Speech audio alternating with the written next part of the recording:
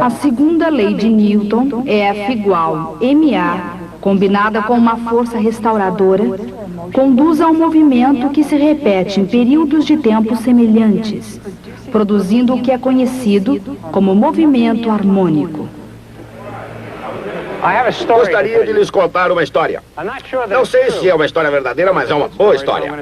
Por isso eu vou contá-la. É sobre o nosso velho amigo Galileu. Um dia, quando era ainda um jovem em Pisa, Galileu foi à missa no Duomo, que é a Catedral de Pisa, cuja torre de relógio é a famosa Torre Inclinada de Pisa. No Duomo, uma lâmpada estava pendurada no teto. Naquele dia, a lâmpada balançava para frente e para trás, provavelmente por causa do vento.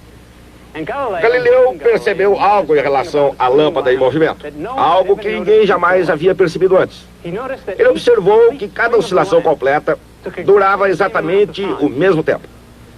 A princípio, a lâmpada se movimentava rapidamente em grandes arcos e em seguida ia diminuindo sua amplitude, oscilando arcos cada vez menores.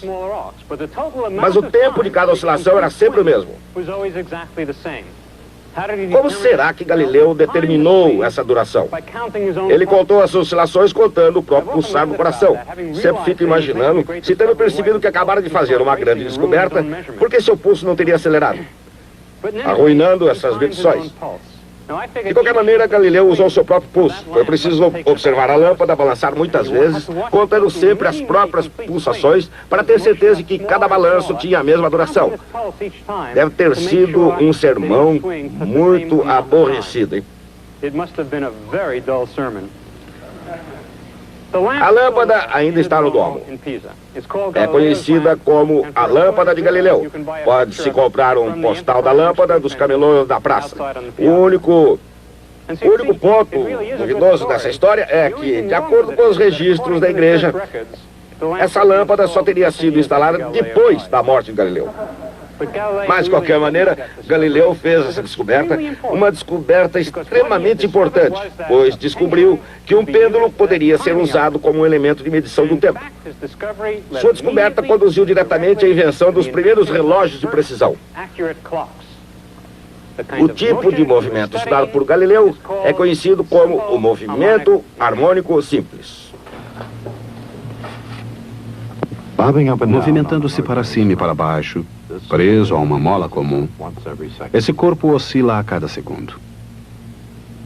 Com o passar do tempo, sua amplitude vai se reduzindo, seu percurso torna-se cada vez menor. Mesmo assim, é preciso exatamente 1 segundo para completar cada ciclo. Este é um perfeito dispositivo de medição do tempo. E seu movimento é chamado movimento harmônico simples.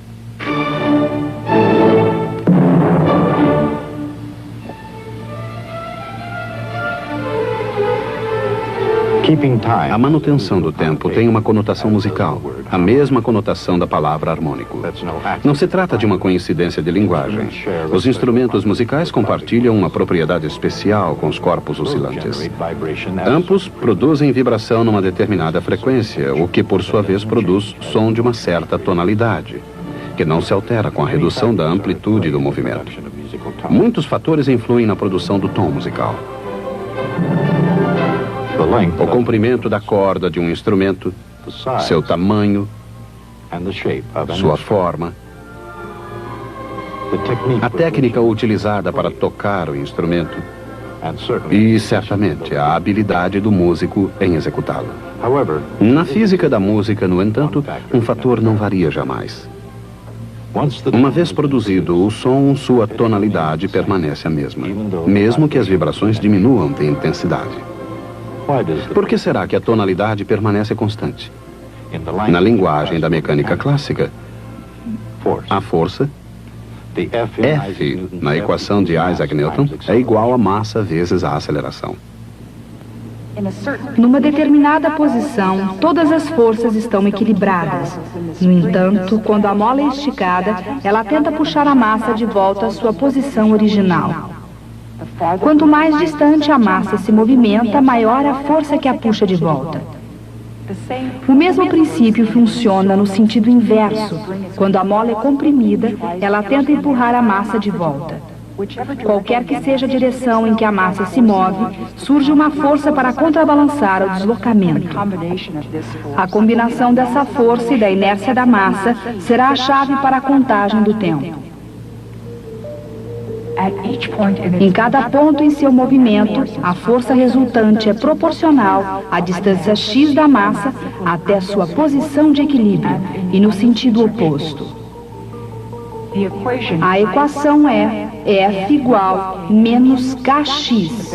O valor de K depende da rigidez da mola.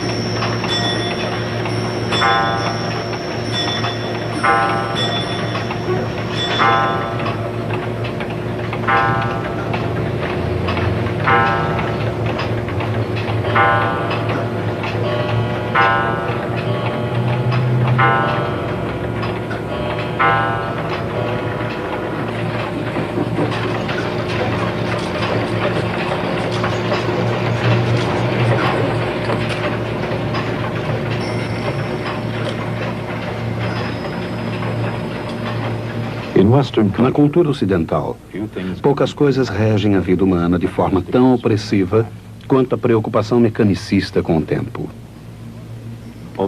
Embora o progresso da tecnologia possibilite cada vez mais tempo livre a um número cada vez maior de pessoas, parece haver uma necessidade de se desenvolver dispositivos de medição do tempo cada vez mais precisos. A preocupação com o tempo não é um fenômeno do atribulado século XX. Ela se desenvolveu gradativamente, de hora em hora, dia após dia, através de milhares de anos. Mas o tempo exato, no entanto, surgiu relativamente tarde na história. Sua chegada coincide com o princípio físico do movimento harmônico.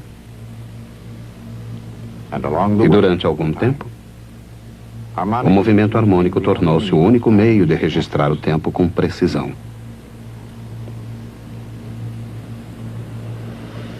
Vamos voltar ao início. Como se desenvolveu o conceito de tempo? Talvez da observação dos ciclos da natureza, da mudança das estações. Talvez da observação do ciclo solar anual ou dos ciclos lunares mensais. Muitas civilizações antigas construíram monumentos que sugerem um certo conhecimento dos movimentos cíclicos do Sol, da Lua e da Terra. Essas estruturas assinalaram a passagem do tempo em grande escala.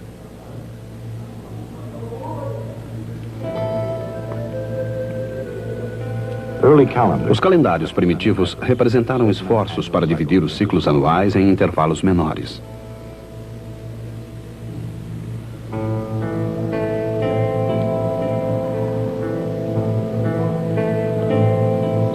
Os relógios de sol mediam as horas de um dia, a menos que o céu estivesse encoberto. Cerca de 500 anos depois do advento do relógio de sol, os egípcios desenvolveram um relógio de água. A água que ia se escoando apontava uma sucessão de linhas num recipiente de alabastro. Esse projeto básico permaneceu inalterado durante séculos, até que artesãos chineses aperfeiçoaram o seu projeto, acrescentando pequenas taças montadas sobre rodas e uma alavanca de desengate. Depois que Marco Polo trouxe as novidades do Oriente, um relógio semimecânico gozou de considerável popularidade na Europa do século XIII. Infelizmente, os invernos europeus, congelando os relógios de água na praça, fizeram muitas vezes o tempo parar.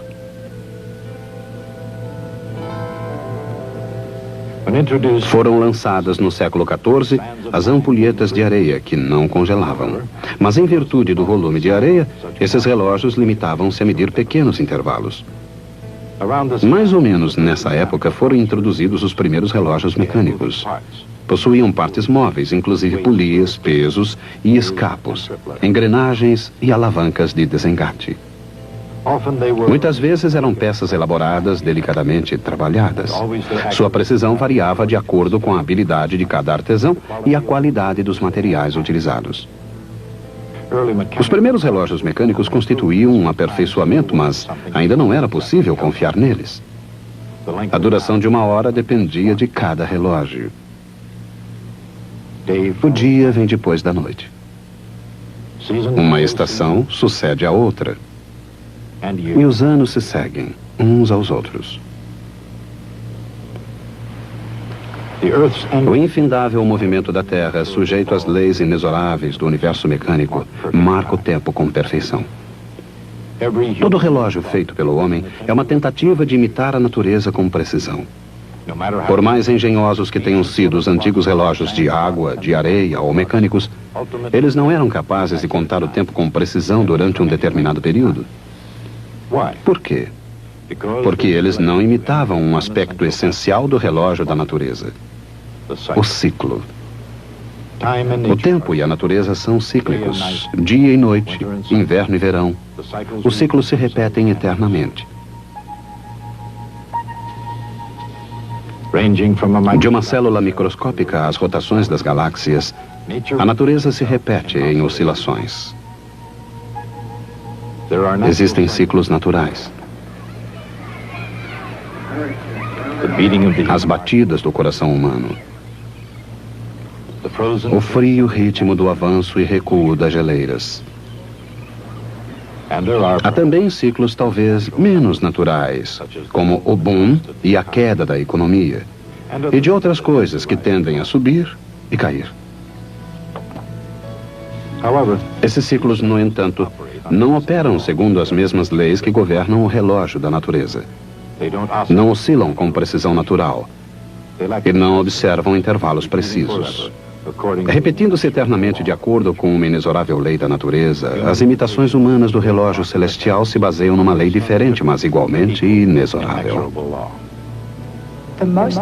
A lei mais inexorável da mecânica é F igual M vezes A. A é a derivada segunda de X. No movimento harmônico simples, a força resulta do próprio deslocamento X. F igual menos KX. Juntas, essas duas equações produzem a equação diferencial que descreve o movimento harmônico simples. Essa equação diferencial refere-se não apenas a uma massa presa a uma mola, mas a qualquer sistema físico que, ao ser perturbado, tem o seu equilíbrio restaurado com uma força proporcional ao distúrbio. A pressão de ar no tubo de um órgão, por exemplo, o ângulo de um pêndulo, o movimento de um diapasão, ou a rotação do movimento de um relógio. Esses sistemas e muitos outros são sujeitos ao movimento harmônico. Essas oscilações podem ser muito rápidas para serem observadas, pelo menos em circunstâncias normais, ou lentas demais para que se espere por elas. Elas podem ter qualquer frequência, alta ou baixa. Independente da frequência, no entanto, cada uma delas pode ser descrita pela mesma equação diferencial. A equação diferencial é resolvida pela consagrada técnica da adivinhação.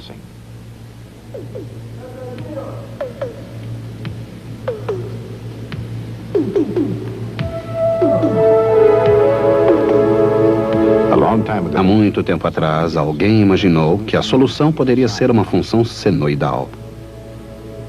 Foi um bom palpite, pois o movimento de uma massa oscilando presa a uma mola se assemelha ao movimento da sombra de uma partícula desenvolvendo um movimento circular uniforme. Assim, a ideia de uma função senoidal parecia muito natural.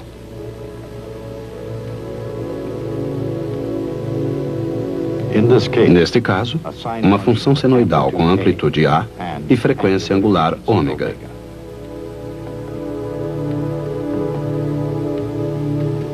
Mas se isso corresponde a x, seria sua derivada segunda igual a menos k sobre m vezes x?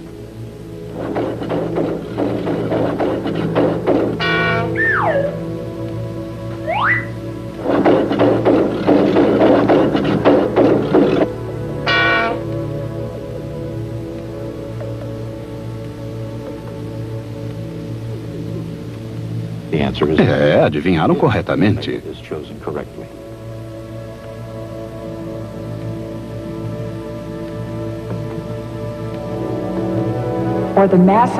Para uma massa presa a uma mola, a frequência angular é igual à raiz quadrada de K sobre M. Quanto mais rígida a mola, mais alta a frequência. Quanto maior a massa, mais baixa a frequência.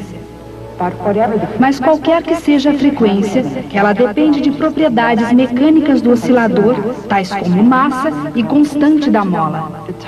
O tempo necessário para fazer um ciclo completo não depende da amplitude das oscilações, representada por A na equação para X. Mesmo à medida em que as oscilações vão diminuindo de amplitude, os osciladores harmônicos continuam a marcar o tempo com perfeição. A frequência é medida por radianos por segundo. Existem 2 π radianos em cada ciclo completo.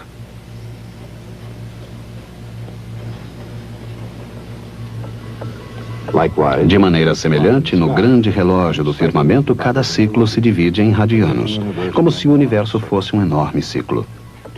E até certo ponto isso é verdade. A natureza do movimento circular uniforme e do movimento harmônico simples está intimamente relacionada.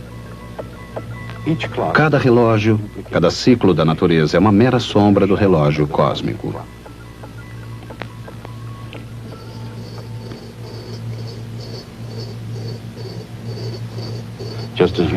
Assim como o movimento circular uniforme e o movimento harmônico simples têm maneiras semelhantes de atuar, a energia potencial do movimento harmônico pode ser visualizada como uma curva na forma de uma tigela. Por que essa forma? Em virtude da lei da força e da definição de energia potencial.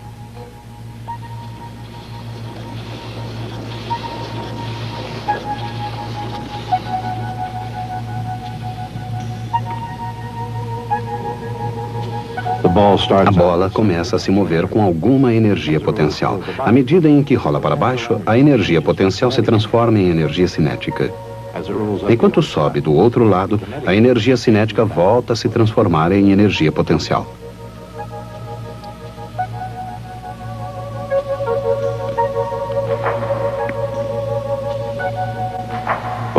Através do tempo, ocorre um intercâmbio contínuo entre energia cinética e energia potencial.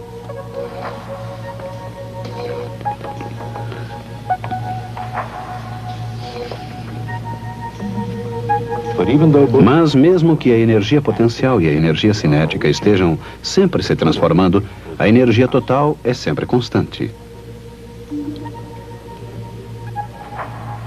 Quando qualquer oscilador harmônico é perturbado, o distúrbio produz uma força que o impulsiona de volta ao local do qual foi perturbado. Aí a força é zero, mas a inércia o mantém em movimento até que a força inversa o faça parar e o impulsione novamente para trás. Essa é a essência do movimento harmônico. Um oscilador harmônico simples. Se ele fosse realmente simples, ele continuaria se movimentando para sempre. Um moto contínuo.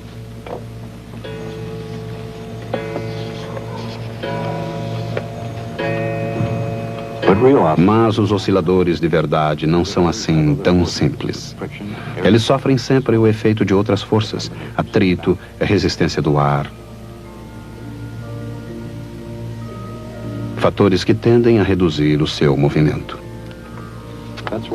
É por isso que de vez em quando é preciso dar corda nos relógios ou trocar a sua bateria. O atrito transforma a energia em calor. Essa perda de energia deve ser compensada a fim de que o relógio continue funcionando. Mas quando a corda está acabando, a duração de cada ciclo permanece constante. Esse fato foi observado pela primeira vez por Galileu Galilei. Sua oportuna descoberta, que abriu o caminho para o aperfeiçoamento do registro do tempo na Renascença, foi resumido na obra Duas Novas Ciências. Nesse trabalho, Galileu observou que um pêndulo demora o mesmo tempo para completar cada oscilação, mesmo que sua amplitude vá se reduzindo. Galileu observou também que todos os pêndulos do mesmo comprimento oscilam com a mesma frequência, independentemente de sua massa. É claro que Galileu, que descobriu a lei da queda dos corpos, percebeu que o pêndulo também é um corpo em queda. Se todos os corpos caíssem com a mesma velocidade, independentemente de sua massa, então todos os pêndulos do mesmo tamanho deveriam oscilar com a mesma frequência, independentemente de sua massa. Por que a duração da oscilação do pêndulo não depende de sua massa? Isaac Newton respondeu essa questão. Graças à lei da queda dos corpos de Galileu, Newton percebeu que todos os objetos caem próximos à superfície da Terra com a mesma aceleração constante. Assim, de um ponto de vista conceitual, ele viu uma relação entre pêndulos de diferentes massas, por exemplo, e corpos em queda livre. A força da gravidade, que depende da massa do pêndulo, pode cancelar a massa na equação F igual ma. Num certo sentido, então, usando pêndulos de diferentes massas, Newton testou a lei da queda dos corpos sem a necessidade de um vácuo. Graças a Newton, não apenas a física, mas a própria natureza do tempo passaram a ser vistos diferentemente.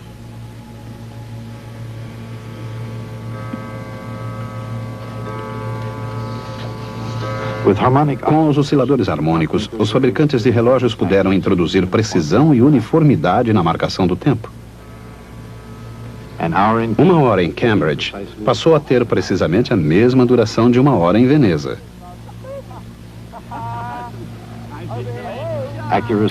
A precisão revelou-se uma bênção para a navegação.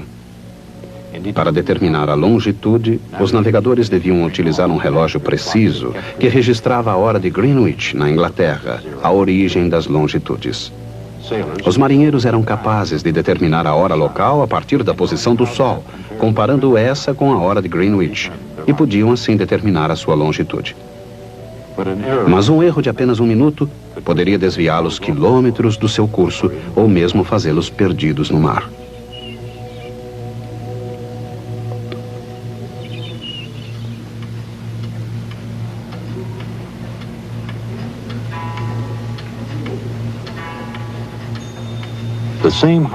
O mesmo movimento harmônico que regula a precisão do carrilhão é o mesmo princípio por trás da precisão dos modernos relógios de quartzo, onde milhões de oscilações por segundo garantem uma inacreditável precisão.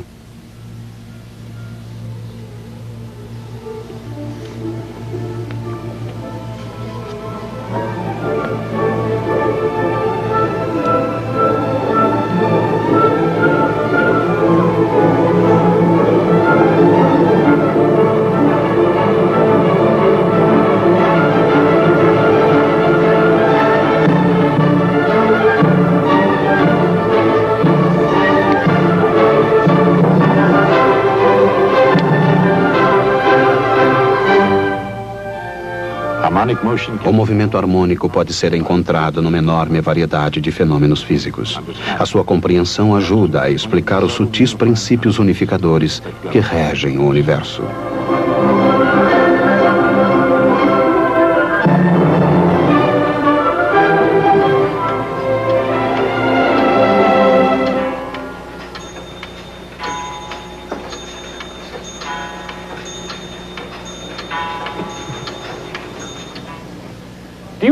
Lembram-se de nossa discussão sobre estabilidade?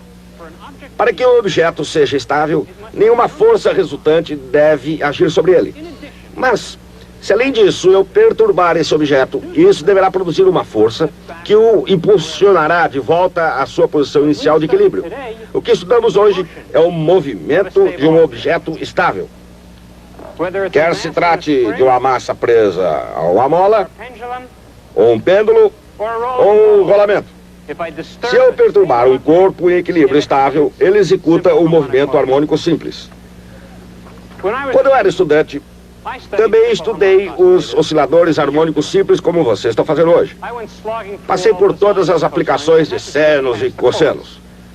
Mas não podia entender por quê. Pareciam mais exemplos de polias e planos inclinados.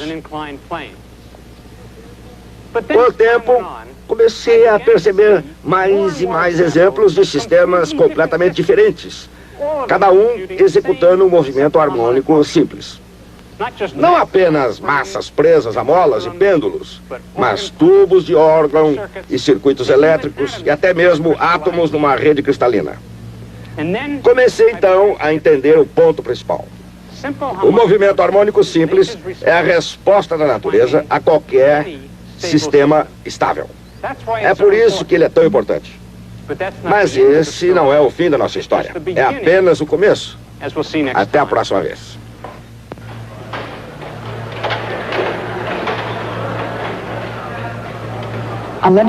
A equação F igual menos KX conduz ao movimento harmônico simples quando inserida na segunda lei de Newton.